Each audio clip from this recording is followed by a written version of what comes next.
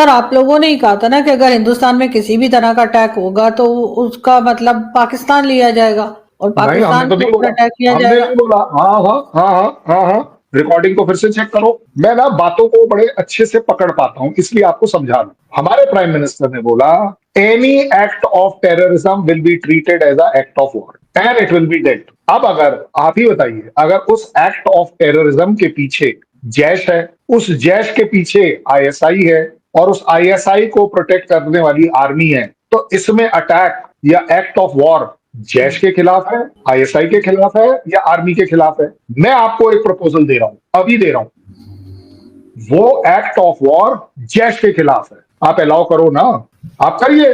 फटाफट डीजीएमओ को बोलिए, फोन करे, भाई साहब ये रहा जैश का हेडक्वार्टर, ये रहा बंदा, चलिए आ जाइए, उठाइए इसे। हम भी परेशान हैं, हम भी परेशान हैं, ये हमारे भी काबू नहीं है। आप ऐसा, आप उनको अगर प्रोटेक्ट कर रहे हैं तो दैट मीन्स उसके पीछे कौन है, मास्टर हैंडलर कौन है? अगर इंडिया का हैंडलर जैश है तो जैश का मास्टर हैंडलर कौन है? आईएसआई क्यों नहीं है? और अगर है तो फिर एक्ट ऑफ वॉर में डाउट क्या रह गया? That means it is a state sponsored terrorism. State is a wrong word, it is the army sponsored terrorism. आपकी आवाम थोड़ी ना आती है हमारे को टेररिज्म कराने के लिए। आवाम के पास तो रोटी दाल रोटी के लिए अपना टाइम निकालना है, उसके लिए पैसे इकट्ठे करने। बट बड़े मेच्योरिटी के साथ मैं बोल रहा हूं और आपको जिम्मेदारी लेकर बोल रहा हूं, it will be a act of war on the person organisation जिसने ये किया है। अब आप डिसाइड करिए ना कि वो कौन है। अगर वो तार मुझे आरजू काजमी तक लगते हैं तो मैं आरजू काजमी को टारगेट करूंगा। मैं आरजू काजमी को टारगेट इसलिए नहीं करूंगा क्योंकि आरजू काजमी इज अ इनोसेंट आवाम। वो बेचारी खुद सफर कर रही है, आवाम, आप नहीं। उस आवाम के अपने 50 प्रॉब्लम है, इसलिए मैं कारपेट बॉम्बिंग नहीं करूंगा। इसलिए मैं कोई भी इस तरह की रिस्पॉन्सिबल चीज नहीं करूंगा। मैं आपको थ्रेटन नहीं करूंगा कि आवाम छुप लो, अपने अपने खड्डे खोद लो, अपने अपने शेल्टर्स ढूंढ लो, क्योंकि हम कुछ करने वाले हैं। You also know it, Pakistan army also knows it. हमने हर बार आपके सिर्फ और सिर्फ टेररिस्ट कैंप को निशाना बना। अब आप उसे प्रोटेक्ट करना चाहते हैं, well that is your choice. आपने पिछले बार ऑपरेशन सिंदूर में 9 टेररिस्ट कैंप को प्रोटेक्ट करने के लिए हमारे तरफ अपने ड्रोन्स भेजे थे, आपने अपनी मिसाइल भेजी, वहां से बात बढ़ गई और हमने आपके 13 एयर स्टेशन या जो भी बोल दीजिए, बात वहां तक चली। अदरवाइज बड़ी क्लैरिटी है इन चीजों के बीच में। India never wants to escalate. और मैं आज भी जिम्मेदारी से कह रहा हूं कि अगर इस बार भी जैश पाया जाता है रिस्पॉन्सिबल, और अगर जैश के ऊपर किसी भी तरह का कोई अटैक किया जाता है, मान लीजिए मेरी बात, it will be a pin pointed attack only on Jaish. We don't want Jaish अगर वो इसके पीछे। लेकिन अगर उस जैश के पीछे आईएसआई है, well there is a war, there is definitely a war. लेकिन सर इसका कोई कोई हल तो होना चाहिए। किस हल दे तरीके तो से दिया। खत्म किया जाए? आप लोग मतलब मिलकर डायलॉग कर सकते हैं, मिलकर इस चीज का सफाया कर सकते हैं, क्योंकि पाकिस्तान तो हर बार इनकार कर देते हो, कहते नहीं हमने तो कुछ नहीं किया, ये लोग तो है भी नहीं, पता नहीं कहाँ है। तो बिलावल बिलावल साहब ने कहा जी वो तो अफगानिस्तान में। सर इस किस्म के स्टेटमेंट का फिर क्या किया जाए? नहीं, देखिए, जो जिस तरह की स्टेटमेंट देगा उसे भुगतना पड़ेगा। हमारे प्राइम मिनिस्टर ने स्टेटमेंट दे दी कि it will B act of war. अब प्राइम मिनिस्टर उससे वापस नहीं जा सकते। आपकी कंट्री तो छोड़ो, यहीं पर इतने जूते पड़ने शुरू हो जाएंगे कि भाई साहब हमारे प्राइम मिनिस्टर ने कहा था, जिम्मेवारी आ गई ना, कि एक किसी भी तरह का टेररिज्म का एक्ट जो है वो हम टॉलरेट नहीं करेंगे। मैं आपको आज बता रहा हूं, हमारे प्राइम मिनिस्टर ने कहा कि हम आपके न्यूक्लियर ब्लफ को बंद करते हैं, आज के बाद हम इससे नहीं डरेंगे। आप मत, आपने जो करना है कर लीजिए, इस ब्लॉक को चला लीजिए। हमें मालूम है आपके पास है न्यूक्लियर वेपन्स, बट हम लेकिन उसे सर नकारते हैं। लेकिन सर अंदर भी तो देखना चाहिए ना। आपके यहाँ से, मैं ये नहीं कह रही आप गलत कर, एक बात कह रही हूँ, अंदर आज आपके यहाँ से 4-5 लोग भी और पकड़े गए हैं, जो कि जिनके पास वेपन्स थे या जो कि कुछ गलत कर रहे थे, और उनमें से मेजोरिटी जो थे वो डॉक्टर तक थे, पढ़े लिखे लोग थे। सात सर सात है, इनके ऊपर, सात में से 5 डॉक्टर पकड़े गए हैं, 2 बचे हुए हाँ, हैं। तो मैं सर आपके सामने बोल दे रहा हूँ। तो सर अंदर भी तो सर देखना पड़ेगा ना भारत को, कि आपके अंदर कौन लोग बिल्कुल। हैं जो जो इस तरह के लोगों के साथ मिले हुए हैं। हाँ, मैं आपसे आपकी बात से एग्री करता हूँ, मैं आपको गलत नहीं ठहरा रहा हूँ। मैं मान रहा हूँ कि ये मेरे 5 जो डॉक्टर हैं वो मेरे अपने डॉक्टर हैं। वो जेएमके से आते हुए अपने डॉक्टर है, वो जो 2 भागे हुए वो भी हमारे अपने डॉक्टर हैं। क्या बड़ी बात, मैं मना नहीं कर रहा। लेकिन वो किसके हाथों में प्ले कर रहे हैं, बात वहां आती। आप एक बात बताइए, ये सारा चीजें उस डॉक्टर की कितनी तनख्वाह होगी जो अल फलाह यूनिवर्सिटी में पढ़ाता है? 2 लाख। 2 लाख में उसने अपने घर भी पालना है, अपना घर भी चलाना है, ठीक है ना, अपने बाकी काम भी करने हैं। आपको क्या लग रहा है उसके बाद इतना पैसा है कि वो ये सब कर पाए? चलिए, हो सकता है आप बोल देंगे कि पैसा है, कोई प्रॉब्लम नहीं है। क्या उसके पास इतना वेयर विदॉल है कि वो ये सब कर पाए? और हम तो अभी भी ये कह रहे हैं कि हम तो अभी ढूंढ रहे हैं बाहर। अब भाई आप एक बात बताइए, अगर उन पांचों ने मिलकर ये कह दिया कि हाँ जी, अपना अलग अलग, कि हाँ जी हमारा तो हैंडलर है, आपकी वो जो डॉक्टर मैडम है, अगर उन्होंने कह दिया कि हाँ जी हाफिज, ओ सॉरी, मसूद की जो सिस्टर है मैं उसके इन टच हूँ, भाई कॉल तो ट्रेस हो जाते हैं ना, कौन कहाँ क्या कर रहा है। आजकल तो टेक्नोलॉजी का मामला है। तो ऐसा तो नहीं। अच्छा, अब आएगी बात कि हम आपको प्रूफ दें या ना दें। चलिए आप एक बात बताइए ना, आप क्यों नहीं प्रूफ देते? Pakistan should also give the proof ना, कि नहीं जनाब ये जो कॉल्स जो है, ये जो मसूर की जो वाइफ है, वो सॉरी सिस्टर है, उसका कॉल रिकॉर्ड ये रहा, और उसमें आपकी इस मैडम के 3 कॉल ये रही। आप क्यों नहीं करते? Innocence has to be proven, it should be visible. आप सीधे मीटिंग कर आप बातें ये चलनी शुरू कर दी कि पाकिस्तान तो अटैक की तैयारी कर रहा है, कि इंडिया अटैक करने वाला है। क्यों भाई? हमने तो नहीं कहा, हमने कहीं नहीं कहा हम आपके ऊपर अटैक करने वाला है। हमने तो त्रिशूल एक्सरसाइज में भी नहीं बोला। आपके यहाँ पर अपने आप पता नहीं कैसे शुरू हो गया कि नहीं जी अटैक होने वाला है। वो सर क्रीक लेने के लिए चक्कर में है। 10 तारीख को एक्सरसाइज खत्म हो गई, हमने तो सर क्रीक नहीं दिया। तो ये अफवाह उड़ा कौन रहा है और क्यों उड़ा रहा है? अफवाह पाकिस्तान इसलिए उड़ा रहा है क्योंकि आवाम को मिसगाइड करना है कि इंडिया के नाम से तुम यूनाइट हो जाओ और अपनी फौज का साथ, और अब आपके ऊपर जितने भी अत्याचार हो रहे हैं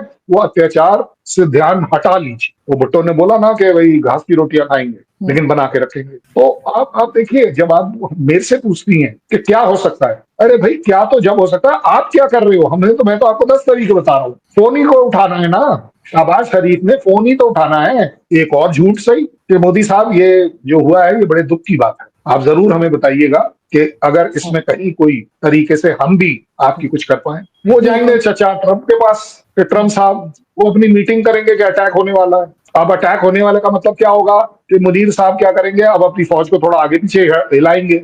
जब आप हिलाएंगे तो आपको क्या लग रहा है, मैं बैठ के यहाँ पर वो क्या सब्जी भाजी तो बेचूंगा, मैं भी हिलाऊंगा, बात अपने आप बढ़ेगी। बात रोक कौन रहा है? इस समय बात रुकी हुई है। इंडियन गवर्नमेंट ने इस समय पाकिस्तान का नाम नहीं लिया है अब तक।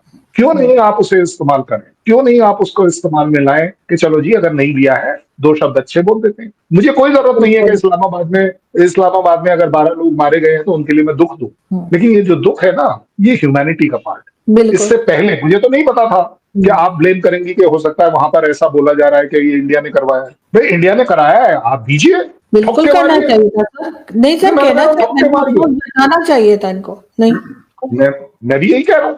हाँ? आप एक बात बताइए, गवर्नमेंट ना आपके कंट्रोल में है ना मेरे कंट्रोल में। गवर्नमेंट बोलेगी या नहीं बोलेगी मुझे नहीं पता। आजू काजमी शो में कर्नल शैलेंद्र सिंह ये बोलने को तैयार है कि इस्लामाबाद में अगर 12 लोग मारे जाते हैं ये दुख की बात है, हमारी संवेदनाएं उनके साथ होनी चाहिए। क्योंकि मरने के बाद आदमी ना हिंदू रहता है, ना मुसलमान रहता है, ना इंडियन रहता है, ना पाकिस्तानी रहता है। He is a god's man now.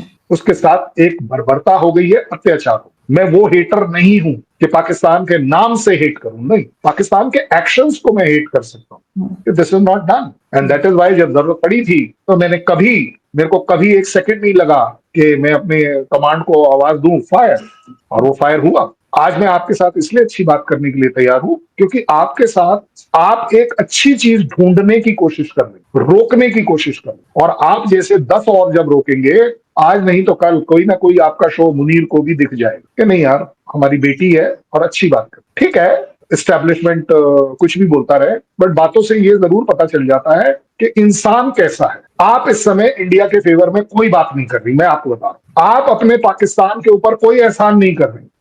आप इस समय वो बात कर रही हैं जो आपके दिल को ठीक लग रहा है, आपके दिमाग को ठीक लग रहा है, इंसानियत के लिए ठीक लग रहा है, सच्चाई के लिए ठीक लग रहा है। सच्ची बात कभी कोई कितने प्रूफ दे दे वो प्रूफ नहीं है, बिल्कुल गलत प्रूफ कभी नहीं हो अगर वो सच्ची है। मैं आपके साथ 10 बार बोल चुका हूं ये बात कि Indians don't like Aarzoo Kazmi only because she is beautiful. She is beautiful at mind, she is beautiful in her speaking, she is beautiful at heart, and she represents a country which used to be our part as beautiful। आप बताइए। नहीं बिल्कुल sir, हम खुद भी चाहते हैं अमन हो, और कहीं पर भी लोगों की जान जाती है तो जाहिर है दुख होता है देखकर।